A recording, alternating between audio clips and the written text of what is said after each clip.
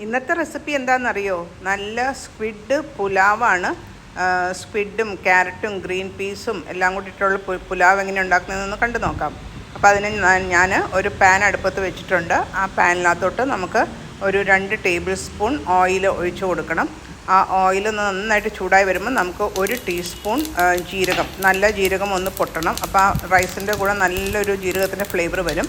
അത് കഴിഞ്ഞിട്ട് അതിനകത്തോട്ട് ഒരു സവോള, ഒരു 5 അല്ലി വെളുത്തുള്ളി, ഒരു ചെറിയ കഷ്ണം ഇഞ്ചി, പച്ചമുളക്, ഇതെല്ലാം ചെറുതായിട്ട് അരിഞ്ഞത് ഒന്ന് നമുക്ക് വഴറ്റിയെടുക്കാം.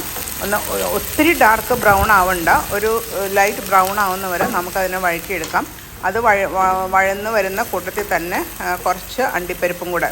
അപ്പോൾ ഇതെല്ലാം ആ റൈസിന് നല്ല ഫ്ലേവർ കൂട്ടും. അപ്പോൾ ഒരു പിടി മതി അണ്ടിപ്പരിപ്പും കൂടെ ഇട്ട് അതിനെയും നല്ലതായിട്ടൊരു ബ്രൗൺ ആവുന്നവരെ ഉള്ളി മൂത്ത് വരുമ്പം ആ അണ്ടിപ്പരിപ്പ് ഒന്ന് മൂത്ത് വന്നോളും. എന്നിട്ട് അതൊക്കെ നല്ല ഒരു ലൈറ്റ് ബ്രൗൺ ആവുന്നവരെ നമുക്ക് വഴറ്റിയെടുക്കുമ്പോൾ അതിനകത്തോട്ട് നമുക്ക് കുറച്ച് ഉപ്പ്, 1 ടീസ്പൂൺ ഉപ്പും 1 ടീസ്പൂൺ പെപ്പറും ഇട്ട് കൊടുക്കാം. എന്നിട്ട് അതിനെല്ലാം കൂടെ മിക്സ് ചെയ്ത് യോജിപ്പിച്ച് വെച്ച് കഴിഞ്ഞിട്ട് ഇനി നമുക്ക് ഇതിനകത്തോട്ട് നമ്മുടെ മെയിൻ ഇൻഗ്രീഡിയൻ്റായ സ്ക്വിഡ് ഇട്ട് കൊടുക്കാം. അപ്പോൾ ഇതൊക്കെ നന്നായിട്ട് മൂത്ത് വന്നിട്ടുണ്ട്. അതിനകത്തോട്ട് ഞാനിപ്പോൾ ഒരു 300 ഗ്രാംസ് സ്ക്വിഡാണ് എടുത്തേക്കുന്നത്. ആ സ്ക്വിഡ് ക്ലീൻ ചെയ്ത് നല്ല വട്ടത്തിൽ മുറിച്ച് നമുക്ക് അതിനകത്തോട്ട് ഇട്ട് കൊടുക്കാം. അതിൻ്റെ കൂടെ തന്നെ സ്ക്വിഡിന് അധികം വേവില്ല. അപ്പോൾ അതുകൊണ്ട് അതിനകത്തോട്ട് ചെറിയ ക്യൂബ്സായിട്ട് അതിന് ക്യാരറ്റും ഗ്രീൻ പീസും ഇട്ട് കൊടുക്കാം. അപ്പോൾ സ്ക്വിഡും ക്യാരറ്റും ഗ്രീൻ പീസും എല്ലാം കൂടെ ഒന്നിച്ച് വെന്ത് കിട്ടിക്കോളും. നമ്മൾ വെള്ളമൊന്നും ആഡ് ചെയ്യേണ്ട. ആ സ്ക്വിഡിൽ നിന്നും ആ ക്യാരറ്റിൽ നിന്നും ഒക്കെ കുറച്ച് വെള്ളം ഇറങ്ങി കിട്ടിക്കോളും. എന്നിട്ട് നമുക്കതിനെ ഒന്ന് തുറന്ന് വെച്ച് തന്നെ ആദ്യം ഒന്ന് ഫ്രൈ ചെയ്തെടുക്കണം. ഒന്ന് നന്നായിട്ട് ഫ്രൈ ആയി കഴിഞ്ഞ് കഴിയുമ്പോൾ നമുക്കതിനെ ഒന്ന് മൂടി വെച്ചിട്ട് ഒരു 2 മിനിറ്റ്സ് വേവിച്ചെടുക്കാം. ഇപ്പോൾ 2 മിനിറ്റ്സ് കഴിഞ്ഞു. ഞാനൊന്ന് തുറന്ന് നോക്കി. നമ്മുടെ വെജിറ്റബിൾസും സ്ക്വിഡും ഒക്കെ നന്നായിട്ട് കുക്കായിട്ടുണ്ട്. ജസ്റ്റ് 2 മിനിറ്റ്സ് മതി, അല്ലെങ്കിൽ അത് സ്ക്വിഡ് റബ്ബറിഷായി പോവും.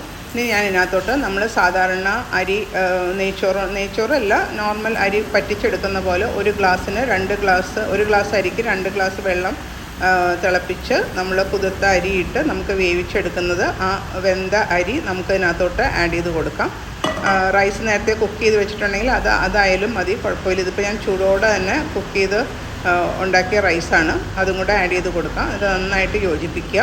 അപ്പോൾ ആ സ്ക്വിഡും ക്യാരറ്റും ഗ്രീൻ പീസും എല്ലാത്തിൻ്റെയും ഫ്ലേവർ റൈസിന് കിട്ടും. ആ റൈസിൽ ആ സ്ക്വിഡിലൊക്കെ കുറച്ചൊരു വെള്ളമയം ഉണ്ട്, കുഴപ്പമില്ല. നമ്മൾ ഒന്ന് തട്ടിപ്പൊത്തി വെക്കുമ്പോഴത്തേക്കും ആ വെള്ളമെല്ലാം വറ്റി നല്ല കറക്റ്റ് നമ്മുടെ പുലാവിൻ്റെ പരുവമായിക്കോളും. നല്ല ജ്യൂസി ആയിട്ടുള്ള പുലാവ് നമുക്ക് റെഡിയാക്കാം. അത് കഴിഞ്ഞ് ഫൈനലായിട്ട് അതിൻ്റെ മുകളിൽ ഗാർണിഷിന് വേണ്ടിയിട്ട് കുറച്ച് മല്ലിയിലയും കൂടി ഇട്ട് കൊടുത്താൽ നമ്മുടെ സ്ക്വിഡ് പുലാവ് റെഡിയായി. ഇത് എളുപ്പത്തിൽ ഉണ്ടാക്കാൻ പറ്റുന്നൊരു ഡിഷാണ്.